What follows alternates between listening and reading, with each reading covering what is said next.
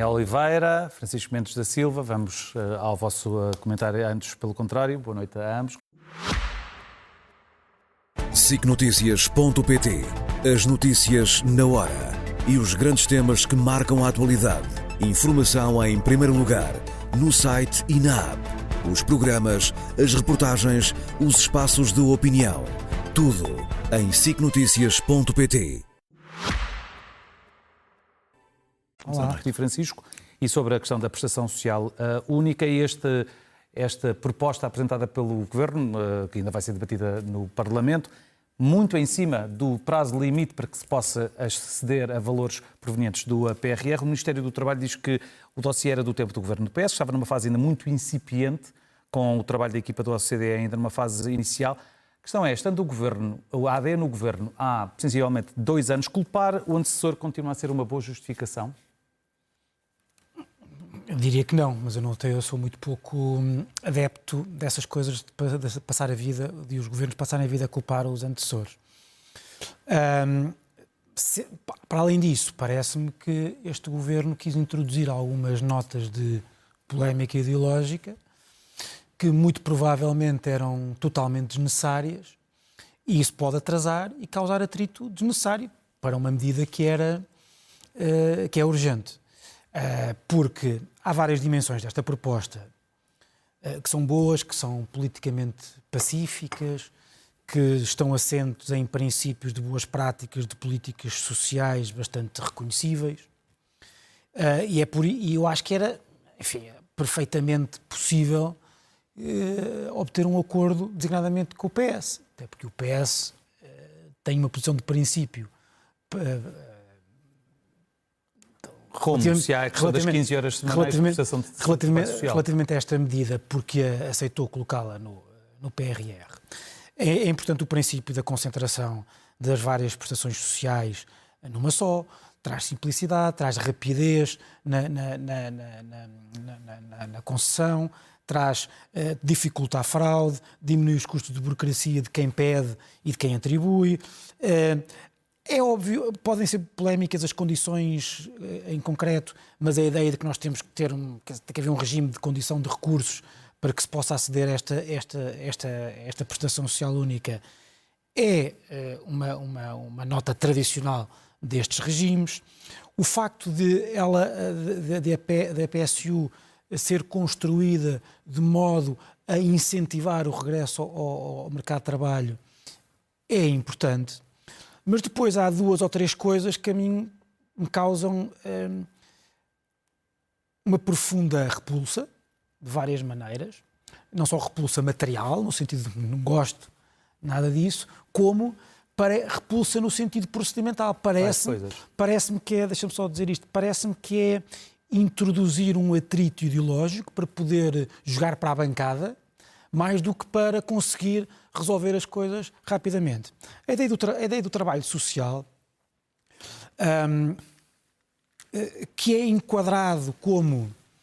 eu não acho que seja enquadrado pelo Governo de acordo com a caricatura que a esquerda está a fazer, que é isto faz-te bem, não podem ser mandriões, etc. É mais num enquadramento de valorizar o trabalho e incentivar a que as pessoas regressem ao trabalho. Mas isso faz-se com a natureza limitada, temporária e do valor em causa. Estas prestações são prestações de muito baixo valor. É uma espécie de ajuda a ser uma ponte entre a participação no mercado de trabalho, o desemprego e a nova inserção no mercado de trabalho. Parece-me que a ideia deste trabalho social em funções que o próprio Estado diz que não serão funções em que seja necessário sequer um posto de trabalho, estigmatiza as pessoas, diz basicamente que elas vão prestar serviços que não são necessários, que fossem necessários, enfim, criar-se postos de trabalho para Mas concordas para isso. Então, com as críticas da esquerda? Concordo com as críticas da esquerda. Não são as críticas da esquerda, são as críticas que eu acho que qualquer pessoa que gostaria de ver este regime aprovado rapidamente e em que as próprias preocupações com que a direita está já são cumpridas de outra forma, sem precisar desta medida, a meu ver, desproporcionada. Acho que essas críticas são perfeitamente normais. Na discussão na especialidade, deixar cair por exemplo, esta questão para poder ter o acordo do PS e não depender do Chega, é isso? Eu preferia isso do que depender do acordo do Chega, porque se tiver depois há outros problemas políticos, podemos falar na segunda. Sim, na segunda. Mas deixa-me dar só esta nota, já para terminar esta parte do trabalho social. Repara, muito provavelmente, isto não vai ter aplicação prática. Provavelmente não vai ter aplicação prática. São muito poucas pessoas que vão as pessoas que vão estar em causa nesta prestação social única já são poucas. Aquelas que estarão em condições de poder... Não são excluídas. Não são excluídas. São ainda, obviamente, ainda menos. E eu suspeito, porque tenho algum conhecimento da vida, do trabalho social que normalmente é feito com caráter punitivo no âmbito do direito penal, muito provavelmente as instituições do Estado ou as instituições sociais privadas que poderiam ter acesso a este trabalho social também não vão querer aquelas pessoas sem experiência, sem vontade de estar ali, contrariadas. Portanto, provavelmente isto não vai servir para nada, não vai ter nenhuma aplicação prática, senão a aplicação prática que o Governo lhe quer dar, que é falar para o eleitorado Chega. Daniel, ainda por cima, em relação a esta questão deste tipo de trabalho, é inconstitucional ter de forçar as pessoas para poderem ter acesso a prestações sociais. Tu não és constitucionalista, é verdade, mas este tema é levantado também do ponto de vista legal. Para mim é imoral e, portanto, isso se calhar chega. E não é imoral. Eu sou a favor. Eu acho bem que se evitem espirais de dependência em relação a subsídios. Acho, aliás, bem, não. Acho indispensável no combate à pobreza.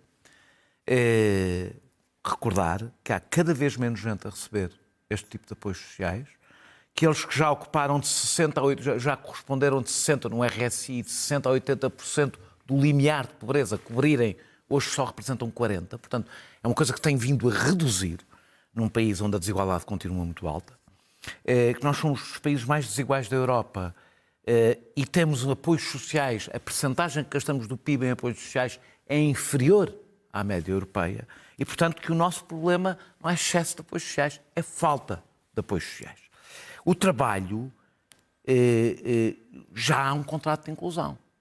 Já é suposto, por exemplo, no RSI, haver aposta na formação, na procura ativa de emprego, na empregabilidade, em preparar estas pessoas. Poderão dizer, não resulta, então provavelmente tem que se fazer um maior investimento nessa área.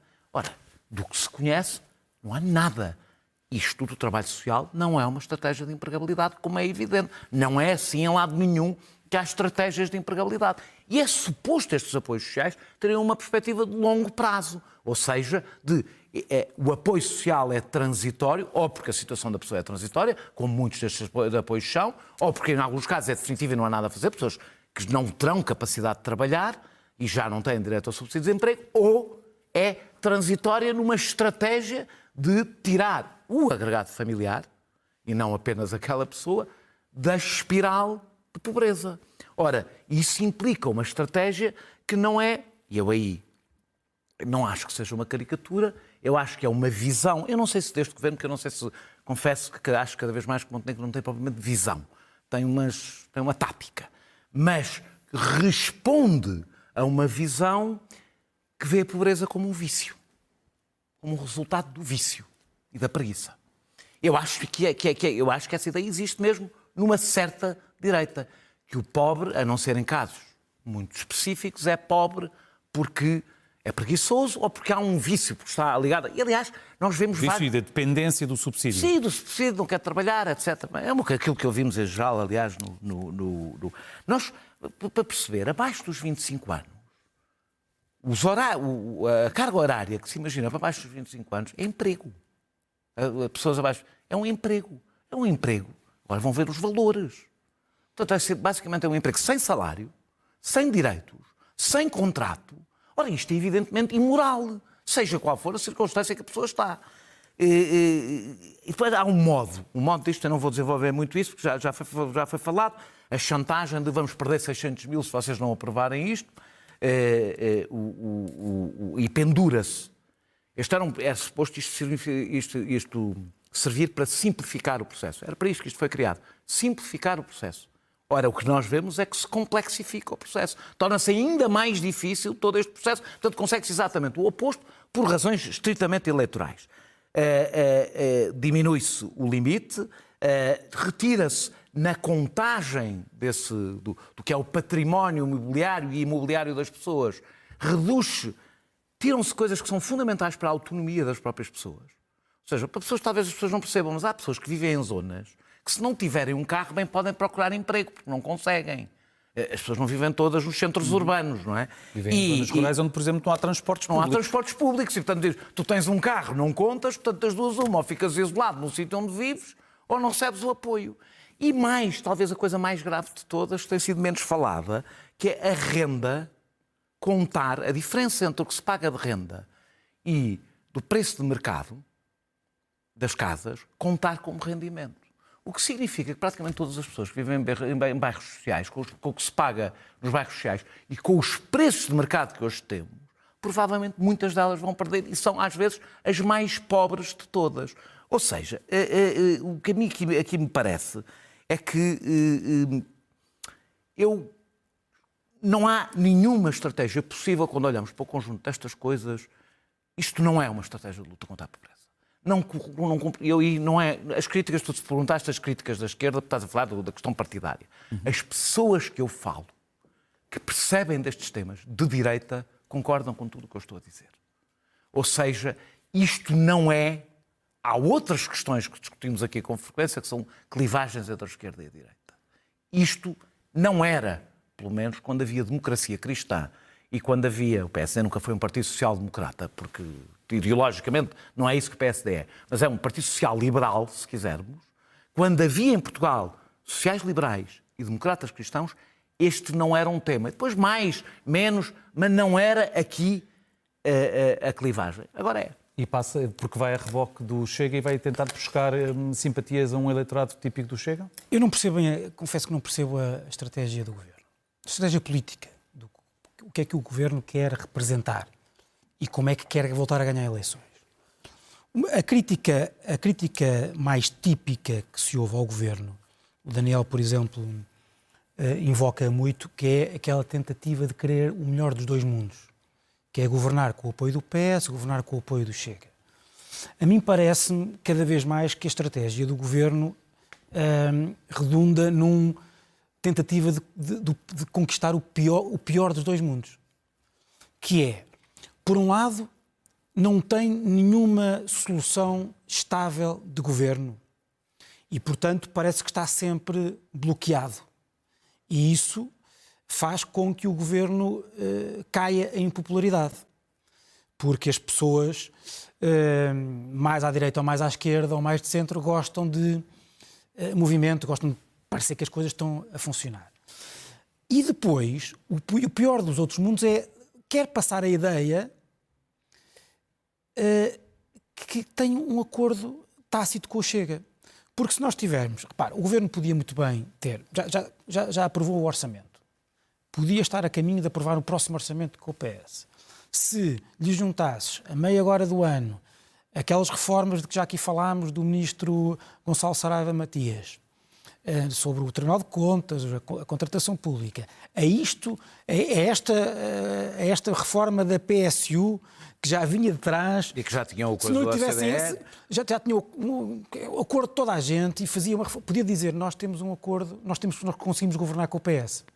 Porém, imaginem que o governo, só para terminar isto, imaginem que o governo, portanto, em velocidade de cruzeiro, em 2026, pelo visto já tem um acordo de revisão constitucional com a Chega.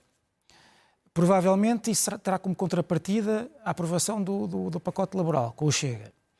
Se aprova esta coisa da PSU com o Chega, Eu não sei como é que o PS vai dar a mão ao Governo no Orçamento do Estado. Eu, se fosse do PS, jamais daria a mão ao Governo no Orçamento do Estado, porque vou-vos garantir a governabilidade para vocês depois fazerem todas as maldades de direita com o Chega, e isso significaria então que o Governo só tinha uma hipótese, que é fazer um acordo do Orçamento do Estado com o Chega. E aí o Boa Governo... sorte. Não, boa sorte, eu, como sabes, detesto essa solução. Mas eu não percebo como é que alguém no governo não percebe que é por isso que está a perder popularidade. Não leram sequer os resultados das presidenciais, não veem as sondagens que dizem que o seu próprio eleitorado detesta o Chega, não veem as sondagens que o Chega é o partido com, de longe, o partido com mais impopular. E taxa de rejeição. Com maior taxa de rejeição. Daniel. O Governo, se olharmos, eu vou tirar a revisão constitucional, se olharmos, tens que escolher a imigração e agora os mais pobres, porque são alvos fáceis no sentido em que são visíveis as pessoas. Eu acho que estas medidas são populares. Hein? Eu acho que estas duas, ao contrário do Tribunal das Leis Laborais, são populares. Porque o inimigo mais próximo, visível, que é vizinho, é sempre mais fácil. Agora, as medidas serem populares não chega para um governo ser... Ou seja, um governo tomar um conjunto de medidas populares que não correspondem ao DNA do seu partido não faz um governo popular. Porque as pessoas conseguem... As pessoas não são parvas. O facto das pessoas até falarem eu acho bem isto, eu acho bem aquilo, percebem que há um problema de identidade neste governo. Se olharmos para a sondagem do Expresso-SIC sobre a forma como os eleitores dos vários partidos veem os outros partidos, descobrimos que os eleitores do PSD preferem o Bloco e o PCP ao Chega. O que significa que, ou seja, que o partido que os eleitores do PSD mais recusam é o Chega. E isto significa que eu não consigo sinceramente perceber para quem é Mas que... a moção do presidente reeleito do PSD dizia aquilo que dizia em relação a essa matéria. Acontece que não é isso que está. O que nós estamos neste momento a ver acontecer é exatamente isto. Neste momento está-se a cimentar a ideia, junta-se a história da revisão constitucional, de que neste momento há uma aliança tácita com o partido, que os eleitores do PSD menos gostam. Temos de mudar de tema, estamos com muito pouco tempo, temos 3 minutos para falar sobre o que se passa no Médio Oriente. Só vemos isso em 3 minutos. Israel continua a atacar o sul do Líbano. Há uma quadratura do círculo impossível para Donald Trump. Israel está a fazer trabalho sujo para Trump fazer depois mais trabalho sujo e não haver acordo nenhum e haver situação pior contra o Irão? É difícil ler todos os sinais de uma forma coerente. O cenário global de tudo isto é a persistente ausência de acordo. Eu julgo que nós costumamos olhar para as intenções de Israel, para as estratégias dos Estados Unidos. A mim parece-me que é preciso olhar para isto a partir da perspectiva iraniana também, que é o Irão não tem nenhum incentivo em chegar a um acordo, nem que seja um acordo transitório ou parcelar, que não signifique que mais tarde ou mais cedo os Estados Unidos não possam atacar outra vez.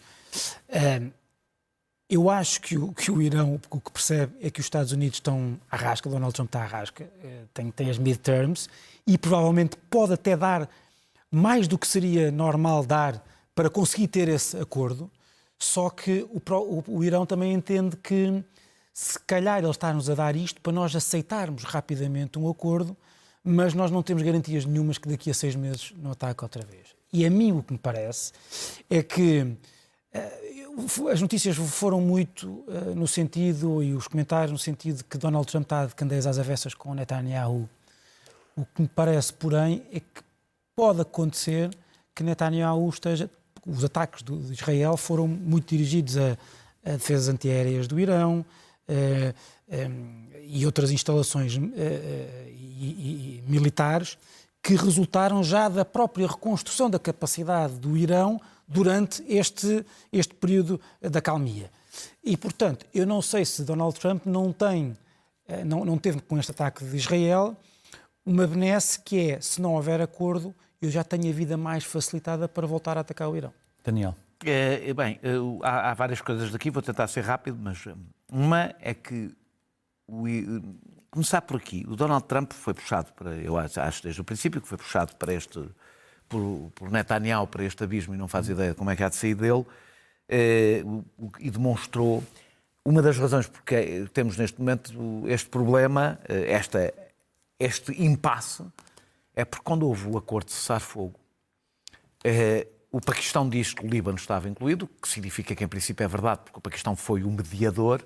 Israel diz que não estava lá, portanto, provavelmente também acha, se calhar ninguém lhes disse que estava incluído, e não, tanto tem dias, não é? Não se sabe muito bem. Consoante o vento. Isto cria logo aqui um problema de partida, porque se o Líbano está incluído, o que Israel está a fazer é boicotar qualquer possibilidade de acordo, o que é uma fortíssima probabilidade. A verdade, e para resumir, é que o que me parece que vai acontecer é que há um cessar-fogo, o Líbano vai continuar a ser atacado, o Irão não aceita que o Líbano continue a ser atacado, porque supostamente acordou que o Líbano estava incluído neste pacote de um processo de paz no Médio Oriente e não apenas naquele conflito. Agora, uma coisa é certa, a grande responsabilidade disto é de uma comunidade internacional que permite o que está, por exemplo, a selvageria que está a acontecer no Líbano, passivamente, dando ao Irão um papel que ele não merece ter e que ainda por cima não é evidentemente a sua motivação. A sua motivação é o aliado que tem ali. Agora, o que é evidente é que nós permitimos, eu não fui eu propriamente, mas nós permitimos que as coisas chegassem a um ponto no Líbano, como chegaram em Gaza, como estão a chegar na Cisjordânia, onde até uma teocracia como o Irão é vista por muita gente como a única capaz de tentar travar o que ali está a acontecer, o que é duplamente trágico. É duplamente trágico para o que está a acontecer no Líbano e para o papel que o Irão não merece ter. Daniel Oliveira, Francisco Mendes da Silva, meus senhores, obrigado. Boa noite.